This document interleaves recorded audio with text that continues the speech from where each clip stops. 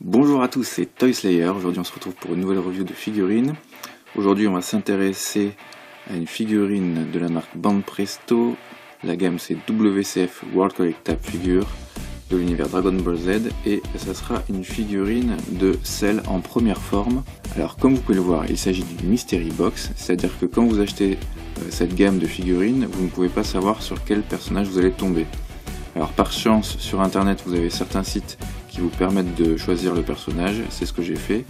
Donc je vais vous montrer via la boîte tout le line-up qu'on peut avoir.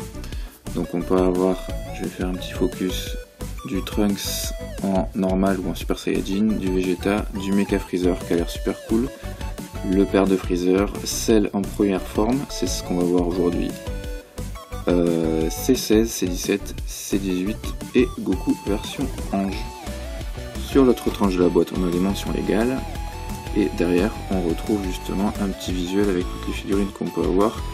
Et ici il y avait marqué WCF Mystery Box Figure avec tous les noms des personnages qu'on peut avoir dans cette gamme. Et il s'agit de la série 2, donc vous l'avez deviné, c'est que des personnages qui sont axés sur l'arc de Cell. Donc on va tout de suite regarder à quoi ressemble cette figurine WCF de Cell en première forme.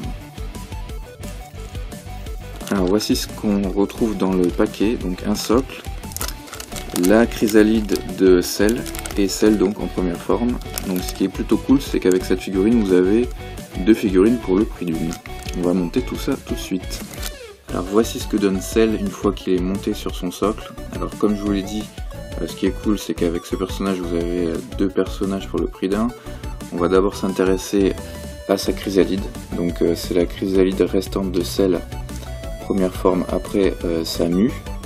Donc voilà, évidemment une forme qui fait penser à un scarabée, très insectoïde, avec les yeux rouges, et donc la chrysalide, l'ancienne chrysalide, avec l'ouverture sur le dessus. Le sculpte est magnifique, hein. Ça a beau être une petite figurine, comme vous pouvez le voir, le sculpte est vraiment super bien détaillé. On a vraiment l'impression d'avoir un insecte dans la main.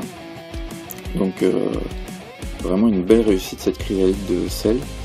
Et pour ce qui est du personnage principal, comme d'hab avec les WCF, on a un niveau du sculpte très précis malgré la taille de la figurine qui doit faire 7-8 cm à vue d'œil, on reverra ça après.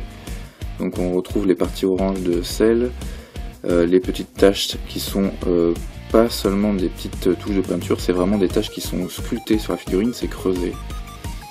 On retrouve derrière les deux ailes avec le dard et la partie orange de la tête. C'est vraiment une très jolie figurine. En général c'est une gamme qui est assez soignée, hein.